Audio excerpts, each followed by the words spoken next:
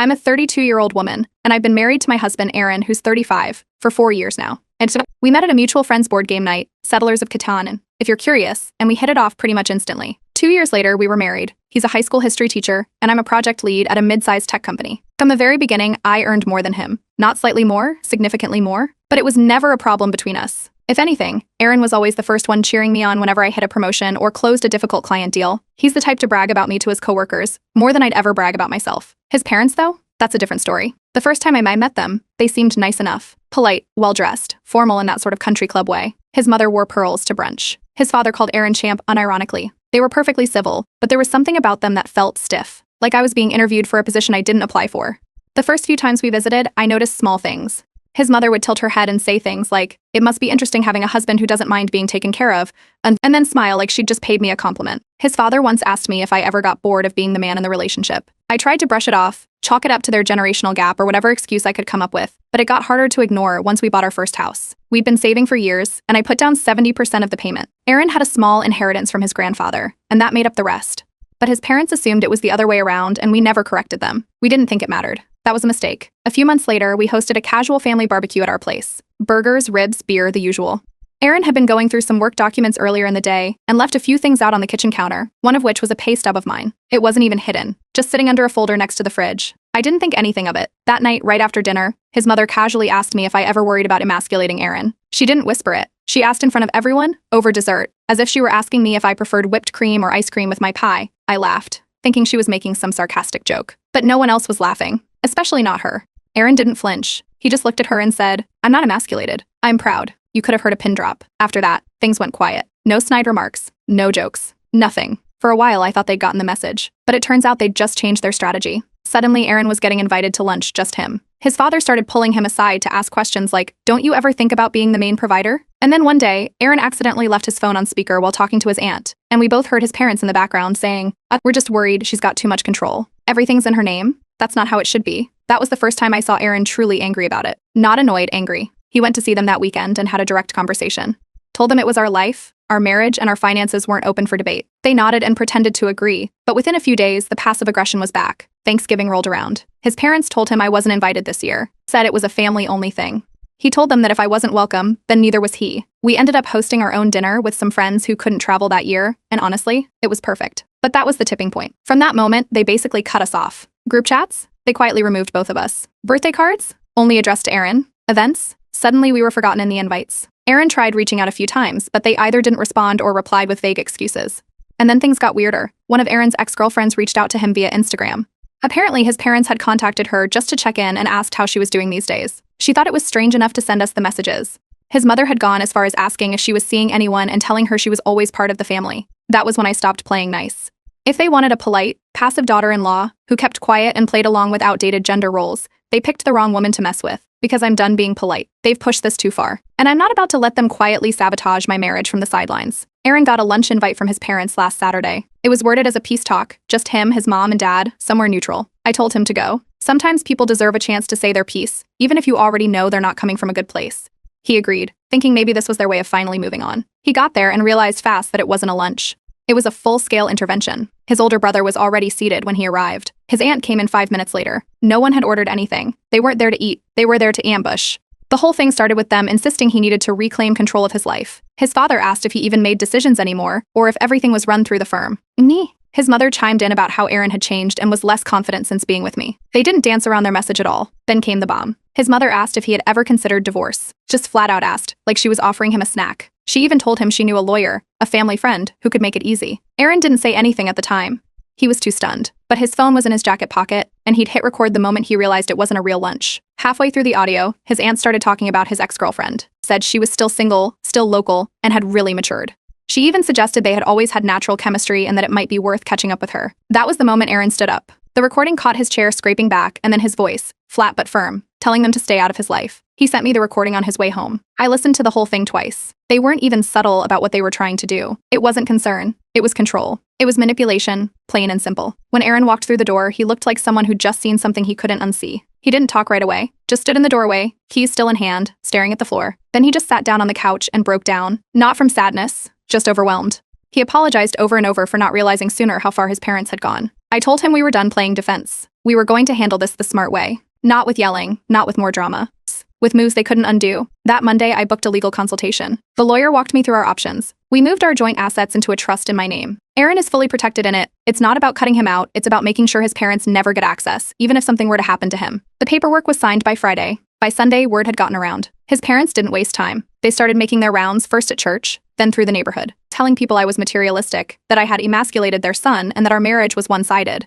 A few friends mentioned overhearing it. One even recorded a short clip during coffee hour. I saved it, not because I planned to use it, but because it's always good to know what they're spreading. Then came the voicemail. Aaron's mother left it after dinner one night. 4 minutes of carefully rehearsed lines about missing the days when men led their families, followed by a stiff apology for how things came across and an invitation to return to more traditional values. We didn't respond. Instead, I moved one of our wedding photos, an enlarged, framed one, from the guest room to the hallway, right across from the bedroom door. Every morning, it's the first thing Aaron sees when he walks out. A quiet reminder of who we are without all the noise. But they weren't done. His older brother sent him a message midweek with a job posting attached, some mid-level admin position at a logistics firm. No intro, no context, just the link and a note saying, maybe if you made more, your marriage would be more equal. Aaron stared at the message for a second, then just replied, or maybe if you made better life choices, you wouldn't live with mom at 38. We blocked his brother after that. No explanation, no dramatic exit, just gone. His brother hasn't been able to reach either of us since. We also blocked his aunt shortly after she sent one final text, how dare you humiliate them in public. You've caused permanent damage tonight.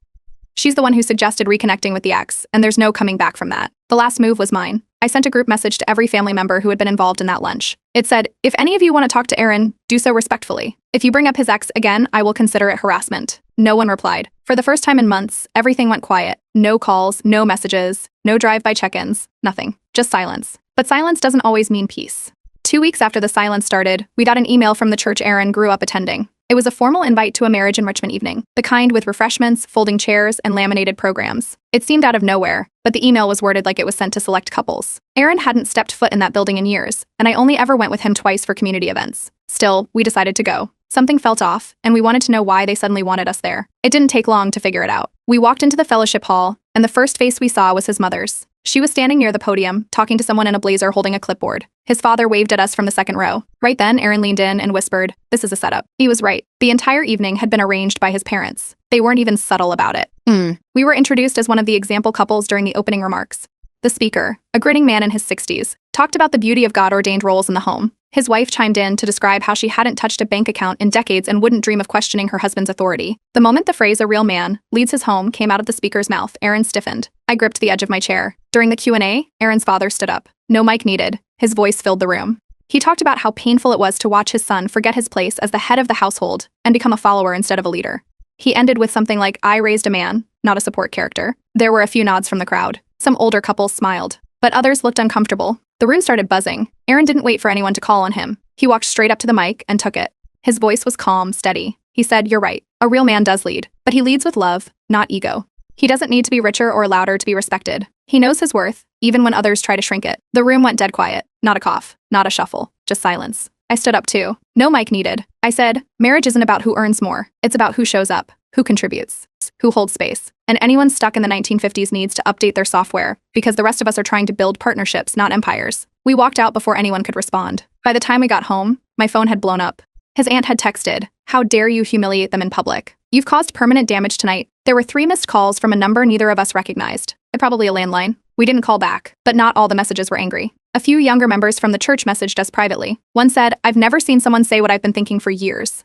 Thank you." Another told Aaron he'd given them hope that they didn't have to choose between love and independence. That night, we sat at the kitchen table, just the two of us, eating reheated pasta and finally having the conversation we'd put off for too long. We talked about pressure, expectations, what it meant to be partners. We talked about the years we both spent walking on eggshells around his family, always trying to avoid being disrespectful, when all they ever did was steamroll boundaries. It was the first time in a while things felt clear. 3 days later, Aaron's parents filed a formal complaint with the church board. They accused us of disrupting a sacred event and spreading anti-family sentiment. We weren't members, so the board couldn't do much. But they did release a vague public message the following Sunday. It said, "Marriage looks different for everyone. Our community welcomes all respectful expressions of love and partnership." That was all. Nothing dramatic. But the message was clear. His parents were furious. They sent a 5-paragraph group text to every family member in their contact list, said we had humiliated them, turned their church against them, and crushed their dreams of having a traditional family legacy. It ended with a warning that we'd regret severing ties. Aaron read it once and didn't say a word. He just turned his phone off and slid it across the table. Then he looked at me and said, "We need to go no contact, at least for now." I didn't argue. I nodded, walked over to my phone, and blocked his mother, father, aunt, and brother for good. Aaron did the same. No message, no warning. Just done. They don't have any other way to reach us now. No more group chats. No more drive-by invites. No more guilt trips disguised as church events. It's quiet again. But this time, it's the kind of quiet we chose. Aaron got the text around 3:40 p.m. on a Thursday. We were both working from home. I was in a video call, and he was grading papers on the couch. His phone buzzed, and the moment he read it, he stood up like he'd been hit. The message was from his father. It said, "It's your mother. Come quickly. Hospital. No time to talk." He grabbed his keys and ran out before I could ask anything. I heard the car start as I ended my call. I tried calling him. No answer. 10 minutes went by. Still nothing. I opened the tracking app we'd set up months ago when I traveled for work. His location pinged not at a hospital, but at his parents' house. I drove there without calling ahead. When I pulled up, his car was already in the driveway. I knocked once, then walked in. His parents had never changed the lock. Inside, there was no emergency, no ambulance, no urgent care signs. Just his mother, composed, sitting on the couch with a neatly arranged snack tray and a glass of wine in hand. No sign of urgency, no sign of distress. His father stood behind the kitchen island, looking like he'd been caught mid-act. When his mother saw me, she jolted like I was an intruder. Aaron was standing in the middle of the room, hands open, completely confused. His father muttered something about a mix-up and how things got lost in translation. No one looked at each other directly. Aaron asked what was going on. His father finally admitted it wasn't an emergency. He said they had to get through to him emotionally and figured this was the only way he'd come. His mother added that they just wanted one honest conversation without her influence, meaning me. Then came the guilt trip. His mother leaned forward and told him he used to be such a good son until she came along. She said they just wanted their boy back, the one who didn't question them, didn't push back, didn't build a life that excluded them. His father handed him an envelope. Inside was a folded, lined sheet of paper, supposedly written by Aaron's grandmother, who passed away a few years ago. The note was short. It said men must lead with authority or lose their families. It ended with his grandmother's name underlined twice. Aaron stared at the paper. I didn't. I looked straight at the handwriting and knew immediately it wasn't real. His grandmother had shaky penmanship. This was clean, careful cursive. I'd seen it before on Christmas cards and grocery lists. It was his mother's handwriting. Aaron didn't say anything at first. He walked to the fireplace, unfolded the paper again, then looked at both of them. Then he snapped. He raised the paper and asked them if they had actually used a fake medical emergency and a dead woman to manipulate him into coming over. He didn't shout, but the sharpness in his voice made his mother flinch. He dropped the letter on the floor and walked out. I followed. No one tried to stop us. The drive home was quiet. He sat in the passenger seat with his fists closed tight, staring out the window. I didn't ask anything. I just drove. That night, we didn't talk much. We reheated leftovers and sat in silence. Around 10, he finally spoke. He said it wasn't the first time they'd done something like this. Every time he'd ever made a choice they didn't like, there was a stunt, a breakdown, a sudden crisis. But this was the first time he'd seen it so clearly. The next morning, I installed a security camera at the front door and set us up with a call screening service. From now on, every unknown number goes to voicemail. We also locked down our shared calendar, removed access from old email addresses, and triple-checked our home security settings. Later that evening, Aaron got a voicemail. It was from his mother. 5 minutes long. She talked about how he had abandoned his values, how she didn't raise him to be this kind of man, and how he'd let an outsider rewrite his future. He played it on speaker while we cooked dinner. Neither of us spoke. When it ended, we finished eating in silence. Later that night, I commented on another story about family manipulation on a community board I follow. All I wrote was, "She's fine." We were there. Cheese board looked great. Within minutes, people started liking it. A few even replied with similar stories. Then came the message from his cousin. She's in her late 20s and has always been kind to us but stayed neutral. This time she didn't hold back. Her message said, "This is too far. I'm siding with you too. Your parents are losing their grip. I'm sorry I didn't speak up sooner." That was the first break in the wall.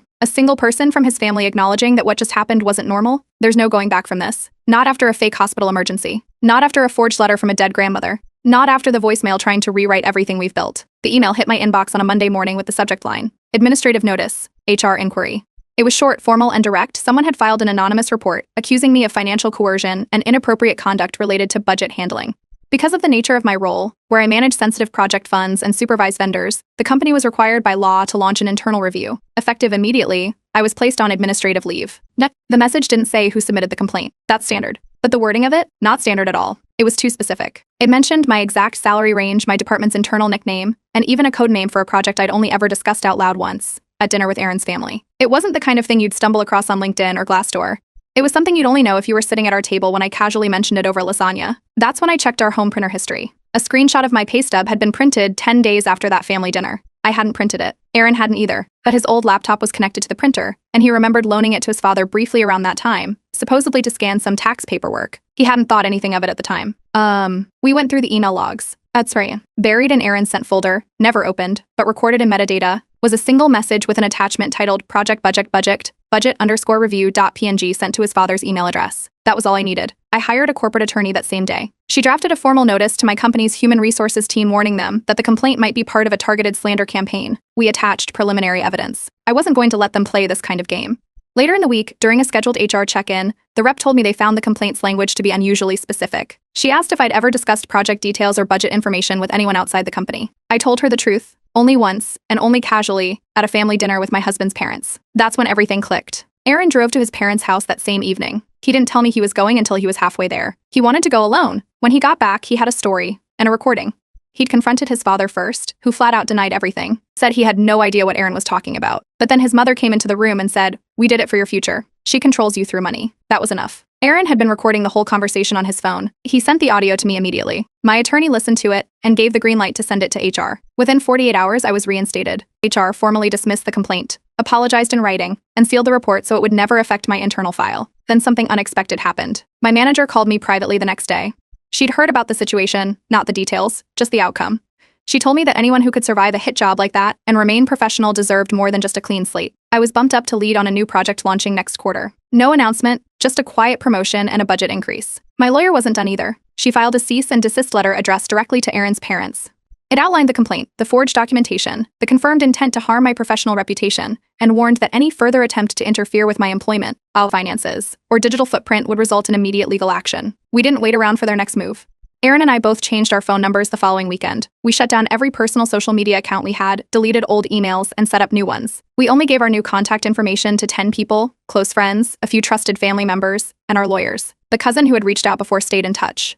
She messaged us saying she'd heard something exploded and offered to help however she could. Aaron thanked her but didn't go into detail. The silence that followed wasn't peaceful. It was the kind of silence that meant the storm had shifted underground. No calls, no emails, no unexpected visitors, just a gap in the air where chaos used to sit. We knew them well enough by now to understand they weren't done. Thank you, Markel. But they had underestimated something. I had kept every message, every voicemail, every email header, and every recorded conversation. We had timelines, names, connections, and now we had legal documentation. They fired their shot and missed. Now it was our turn to decide what came next. It started with a text from Aaron's cousin, the same one who had sided with us after everything blew up.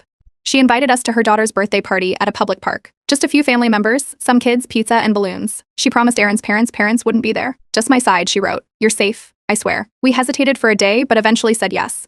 It had been quiet for weeks. No voicemails, no sightings, no passive-aggressive birthday cards. We showed up with a tray of cupcakes and a wrapped gift, trying to keep our expectations low and our eyes open. The party started off normal. There was a bounce house, juice boxes, folding chairs in the grass. We chatted with two of her friends, helped a toddler open a snack pack, and handed off the gift to the cousin, who looked genuinely happy to see us. For 20 minutes, everything felt calm. Then the trap snapped shut. Aaron's parents arrived without warning. His older brother walked in behind them, followed by someone we hadn't seen in over a year, his ex-girlfriend, the one his mother had tried to reconnect him with. She was wearing jeans and a pastel blouse like she'd just come from brunch. She carried a gift bag and waved like it was normal to be there. His mother did the fake surprise gasp. "Oh, you came?" Like she hadn't known we'd be there. She clutched her pearls, literally, and did the wide-eyed innocent act like she was just as shocked as we were. Aaron stiffened immediately. His ex walked right up and hugged him without asking, said something about how long it had been, how great he looked, how funny it was to run into him like this. I stood completely still, watching her stage the moment for an audience. A few guests turned their heads. Then his mother said it loud enough for people nearby to hear. "We just thought it would be nice if you saw what could have been." Aaron didn't react right away, but his father leaned in next, saying something like, "She never tried to isolate you. She just doesn't want your money." That was when Aaron stepped back, looked at his ex, and told her plainly, "You're here because they asked you to be. Please leave." She looked stunned. She didn't argue. But before she walked off, she leaned in and whispered something into his ear. I couldn't hear what it was, but Aaron's jaw clenched. She left without another word. I stepped forward and spoke loud enough for the whole area to hear. "You staged this. You used a child's birthday party to humiliate your own son." The table next to us went quiet. One kid stopped mid-bite. The cousin, the host, looked horrified. She pulled us aside, away from the crowd. She kept saying she had no idea. She thought the grandparents just wanted to stop by for 10 minutes to drop off a gift. She said they told her it was going to be a sweet surprise reunion. Looking back, she admitted she should have known better and apologized through tears, saying she hadn't expected them to cross this line. Aaron stood up, turned to the remaining adults, and raised his voice just enough to carry. "We're done being part of this family circus. Do not contact us again. You've made your choice. This was it." He didn't wait for anyone to reply.